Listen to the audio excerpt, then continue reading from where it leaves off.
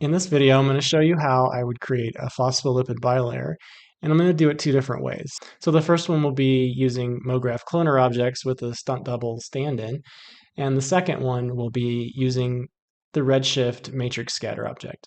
Project files are in the description. Check out some of the other links while you're there, and let's get started. Okay, so here we are in Cinema 4D 2024, and I'm going to start off by actually creating the phospholipid that we will duplicate all over the surface. And I'm going to do this on kind of a small scale. So I'm going to start off with a sphere, and we'll create, I'll go ahead and leave it pretty high resolution. I'm going to make it a hexahedron. I'm going to turn on NB so that I can see my polygonal structure. Two versions of what I'm going to do is set up two versions of this, so we have kind of a hero and a stunt double sort of setup. And this will be important if we're going to use the MoGraph Cloner object versus the Redshift Matrix Scatter object. Okay, so let's shrink this guy down a little bit. We'll make him 10 centimeters instead of 100. And I'm going to go ahead and add a couple of capsule objects, and I will make them maybe 3 and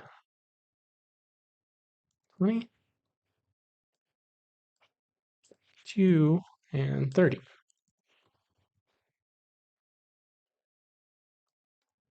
I'm just going to place these down a little bit so they're overlapping, move them over. I'll duplicate this one and move it over a little bit. And I want to add some resolution to these little tails here, and so that we can get some more detail out of them. So go ahead and increase the cap segments. Oh, that was supposed to be 8. And let me select both of these at the same time. We'll do the cap segments to 8. We'll do the height segments to 8.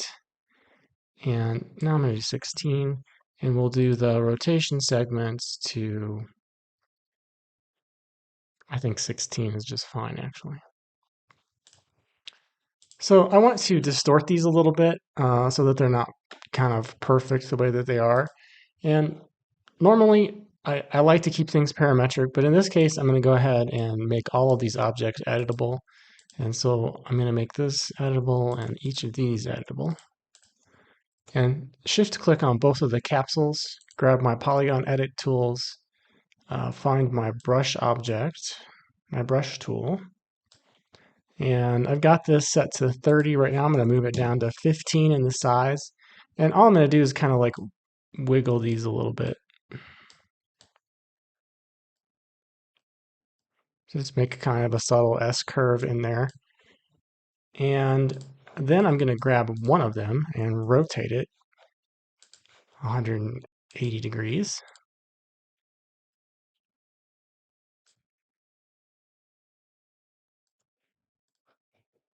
And maybe just gently nudge them apart a little bit more. Just wanted to give them a little bit of interest so they don't look like two little sticks sticking out of there. And this is going to represent our sort of hero phospholipid. And so let's go ahead and create some materials for this guy. They'll just be stand-in generic materials. I'll just double click in here and let's make some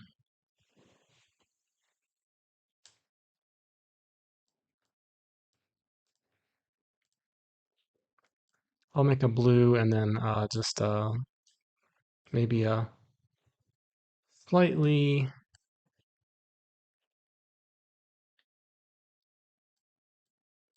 beigey pinky gray. We'll put that on our capsules. We'll put this on our sphere. And so this will be our material for our phospholipid. In each of these, I'm going to hold down Shift while I've got both of these selected and go ahead and add a little bit of roughness in here. So I'll say 0.5. So they're not quite so hard shelled. All right. Now I'm going to take all of this and I'm going to take the legs and I'm going to put them as a child of the sphere. I'm going to call each of these leg 1, leg 2, and close that up. I'm going to relabel this one as hero. I'm going to control drag this one down here. So I've got a complete duplicate. And I'm going to label this one as double.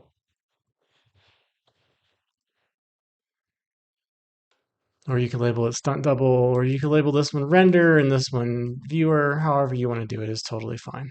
Now I'm going to do a couple things. I'm going to hide this top one. And I probably could have done this a lot easier if I first just made a low poly version and then increased it and kept everything parametric for a little while longer, but this is the way I'm going to do it. All right, I'm going to first make a connect object, and that's going to just kind of grab everything inside this Stunt Double and make it feel like one thing. Then I'm going to create a remesh object, and I'm going to drag my connect object into that. And I'm going to turn the mesh density down to something like 3. So now we've got this really, really, really, really, really, really, really low quality stand-in for our objects. And that's what I'm going to work with. I'm going to go ahead and say, make this editable. And this will be our remesh object that we'll use for our Stunt Double now, right? So this is going to be our Stunt Double. Now it's important to point out, these both now have the exact same axis point, so they will act exactly the same way. I'm going to take my hero object and make it a child of my double. I'm going to tell my Stunt Double to show up in the editor, right, my view panel, but not in the renderer.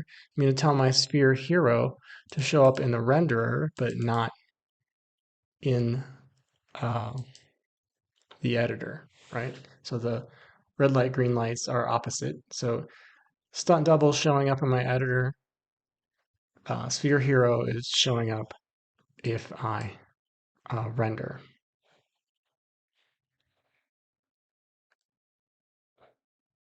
Right. So the reason we did all that is that'll make MoGraph a lot more happy while we're working. Okay, so that creates the phospholipid bilayer. We can stop working with that and go ahead and set up our surface to generate the duplicates on. All right, so I'm going to make a plane. And I've done this in previous videos, so it's the same process. I'm going to go ahead and make this one 1800 by 1800. Well, I'm just kind of guessing right now. I'm going to go ahead and make this 100 by 100, because eventually what I'm going to do, and it's not really a total guess, is duplicate this Stunt Double on every single polygon surface. Okay, and that'll be our bilayer. But the first thing I want to do is set my plane up so that I can curve it and play with it. So that's kind of the important thing, right? Is really keep your math straight. If you needed to make this a lot bigger, you could do, you know, the right number of segments to match up with the size. You just have to keep that scale relationship even. And so let's go ahead and put some curving objects on here. I'm going to put a bend object on this plane as a child, and I'm going to tell it to fit to parent. And then I'm going to say X plus and fit to parent again. And now what that does is allows me to bend it like this, okay?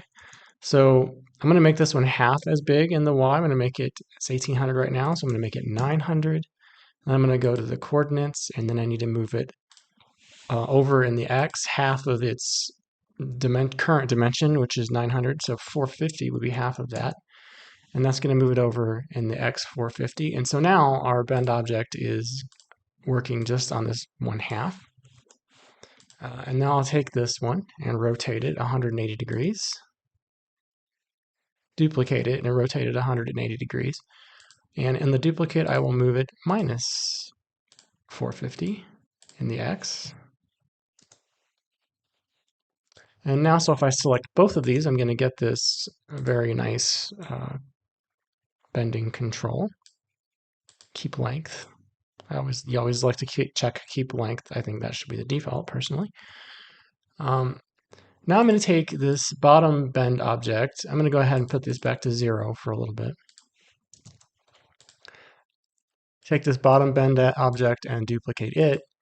And I'm going to rotate it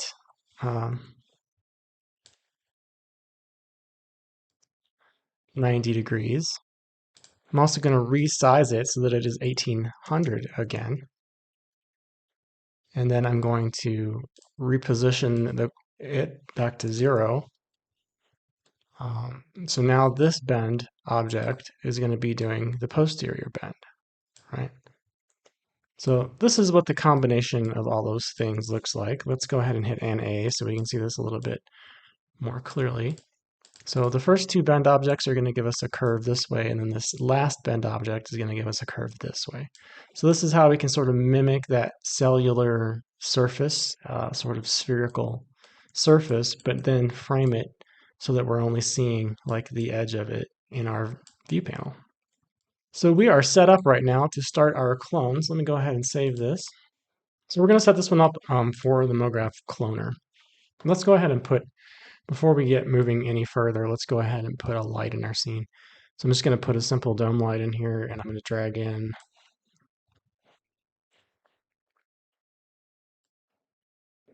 an HDR and then close this up and close these up.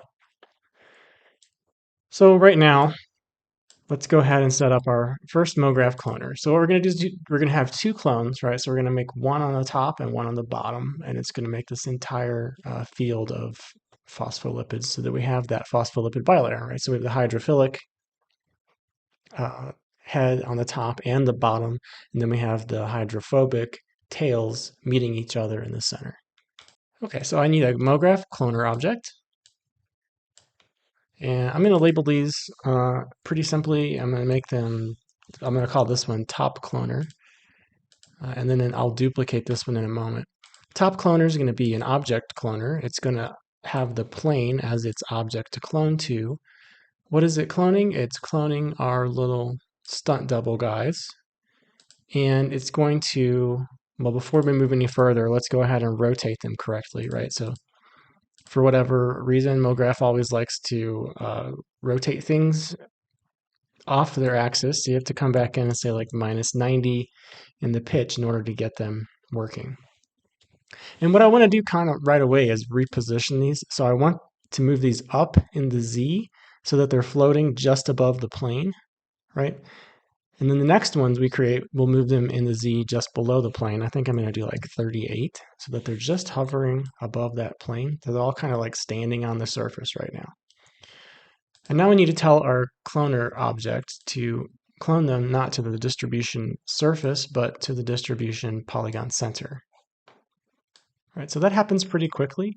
And that happens pretty quickly because we've got it set up well with our MoGraph system and our Stunt Double, right? So if we were trying to clone the hero with its full resolution, this would be a lot more taxing on the system.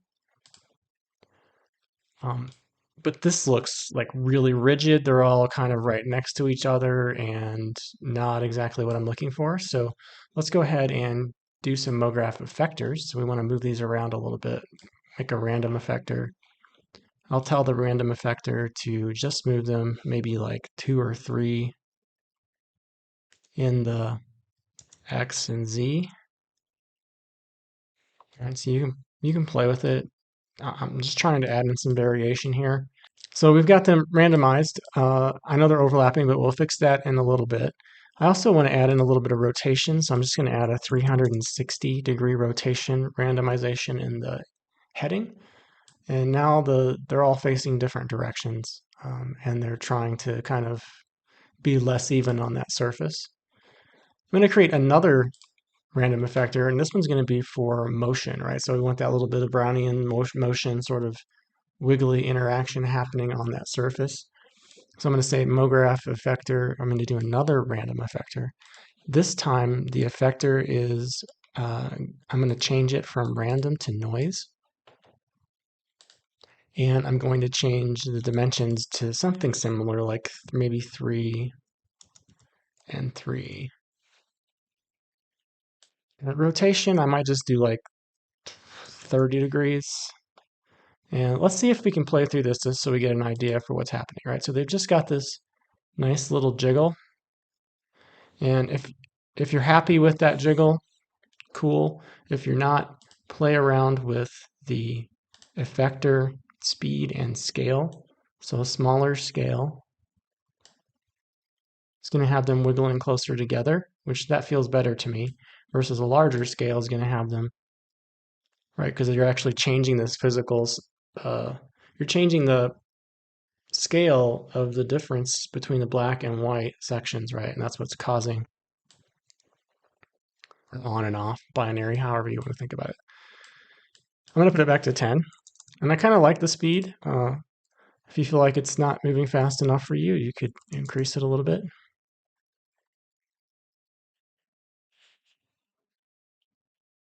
You might even go down to 5.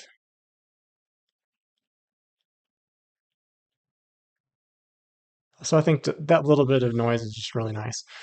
So we've got this nice, random motion happening, but there's one more thing I want to add on here, and that is the push apart effector. I want these just to be pushed apart a little bit so that they're not touching and overlapping. And this is a great tool for that. I'm going to go ahead and add that in there. And it's going to come in right away with like all of this detail, and my computer's already starting to make a lot of noise. I want this radius to only be 10. I'm going to go ahead and pause the play. I want this radius to only be 10.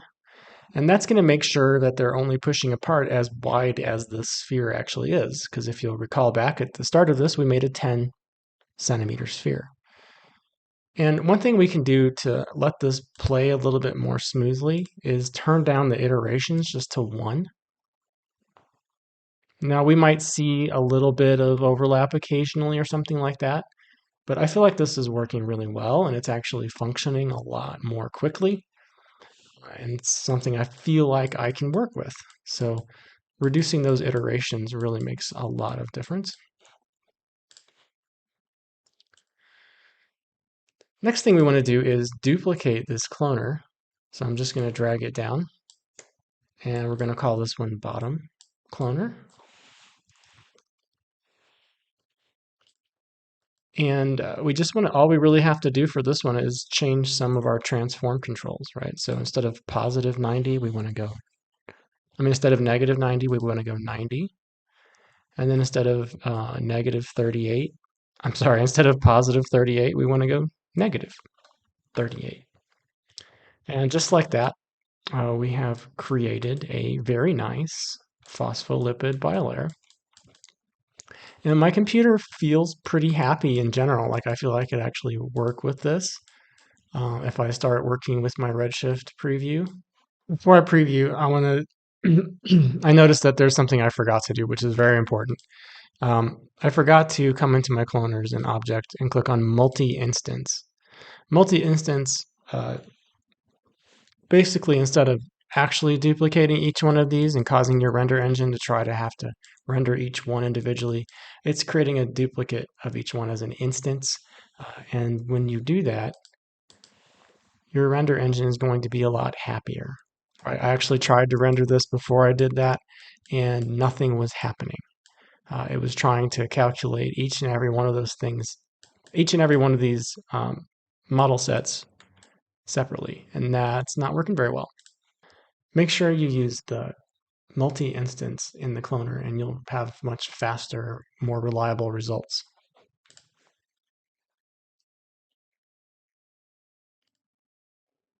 So here we are. I think this is performing really well. I think I can step forward and see some of that animation happening, some of the little bit of jiggling happening.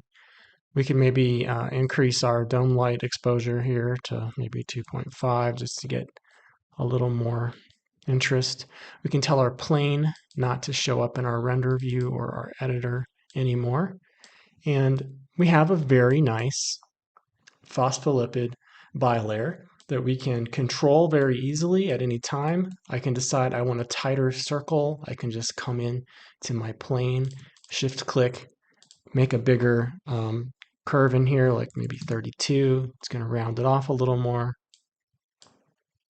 Maybe 90. I can get like almost a complete circle. I can come into this third bend object and curve it in even more and get a more semi-circular sort of appearance. So just depending on your need and what you're looking for, this is a really nice way to create a very simple and quick phospholipid bilayer for your animations.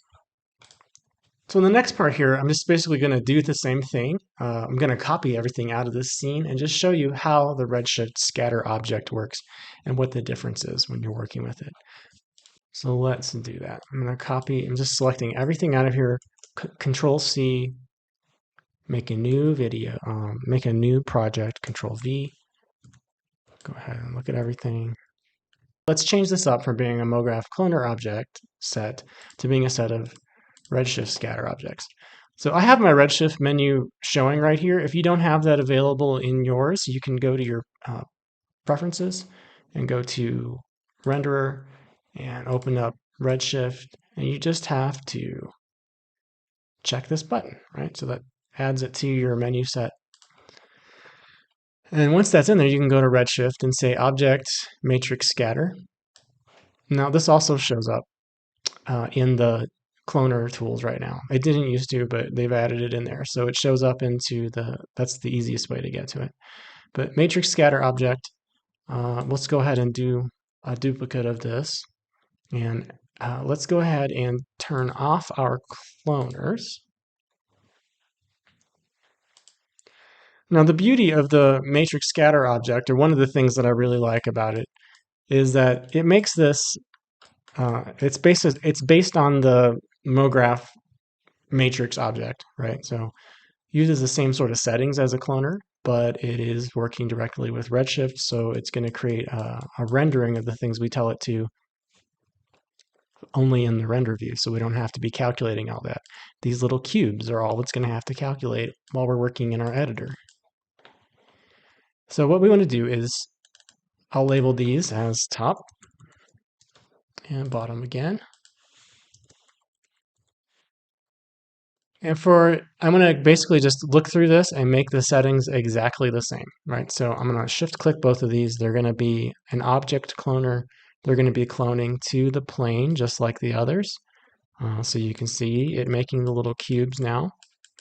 And we're going to tell it to not do the surface, but do the polygon center. So now we have all of those objects being cloned to the polygon center. I'm going to go ahead and set up my transforms exactly the same way. So transform here, we did -90 and we did +38.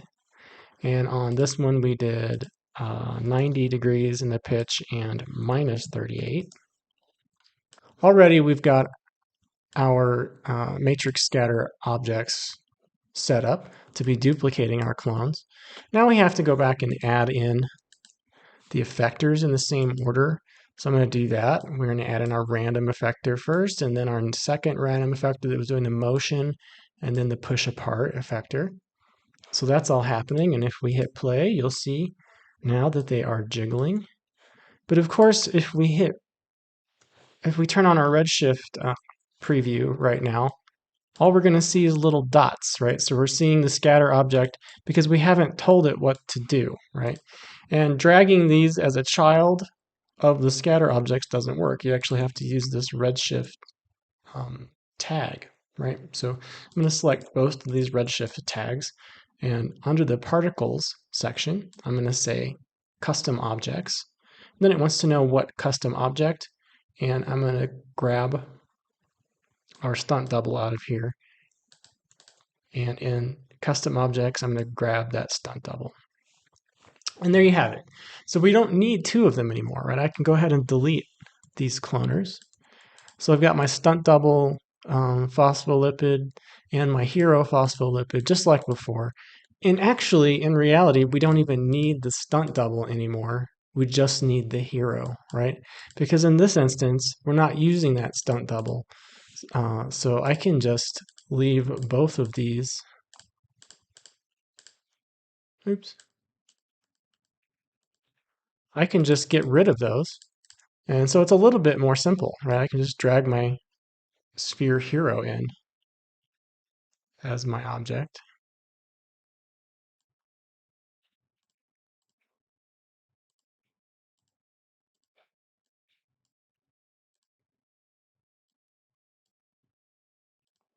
And that's going to work right away.